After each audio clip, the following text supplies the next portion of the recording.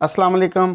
आप जर्मनी में रहते हैं और जर्मनी में रहकर आप जॉब कर रहे हैं और आपकी वाइफ और आपके बच्चे होम कंट्री इंडिया या पाकिस्तान या किसी भी थर्ड कंट्री में रहते हैं और आपके यहाँ बच्चे की पैदाइश हुई है, यानी कि आपकी वाइफ अपने होम कंट्री में रह रही है और वहाँ पर बच्चे की पैदाइश हुई है। आपने अपने बीवी बच्चे जर्मनी में नहीं अपने साथ रखे। अगर आपके यहाँ वहाँ पे रहते हुए बच्चे की पैदाइश हो तो क्या उस बच्चे की बुनियाद पे आप जर्मनी में एल्टर्नगेल्ड और एल्टर्नसाइट यानी कि 12 से 14 महीने की छुट्टी और एल्टर्नगेल्ड जो कि आपकी नेट इनकम आ रही होती है उसका 70% तक आपको जो ना अगले 12 से 14 महीने तक मिलता रहे,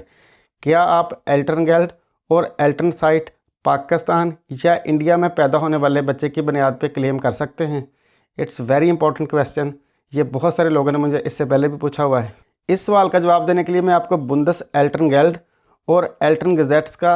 सेक्शन 15 यानी कि पैराग्राफ 15 जो ना जो इस वक्त स्क्रीन पे आ रहा है, ये मैं पढ़ के सुनाता हूँ।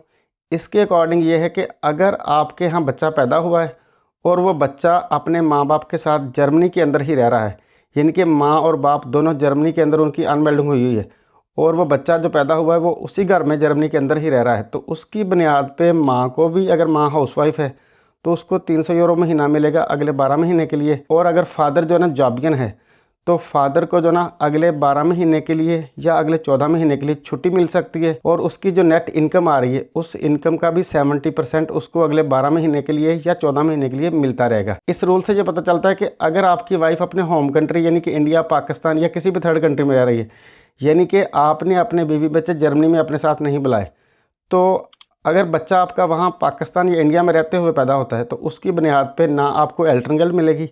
ना आपको एल्टर्नसाइट मिलेगा, यानी कि जो 12 महीने की छुट्टियाँ मिलती हैं ना वो भी नहीं मिलेगी। तो ये वो वजह है जिसकी बुनियाद पे मैं अक्सर अपनी वीडियोज़ के अंदर आपको कहता रहता हूँ कि आप अपनी वाइफ और अपने बच्चों को जर्मनी में अपने साथ रखें और जो ना उनको यहाँ साथ रख के सिस्टम के पूरे बेनिफिट्स उनको दिलवाएँ और ख़ुद भी सिस्टम के पूरे बेनिफिट्स लें। अदरवाइज़ जो ना आप सारी उम्र जो ना कमाने वाली मशीन बने रहेंगे, सिस्टम आपको बेनिफिट नहीं देगा। वो बेनिफिट आपको तब भी मिलेंगे जब आपकी फैमिली यहाँ जर्मनी में आएगी। मेरा ख्याल है आपको मेरा पॉइंट सारा समझ आ गया होगा। अपना और अपने प्यारों का बहुत सारा ख्याल रखिए और मुझे आप अपनी दुआओं में याद रखिए।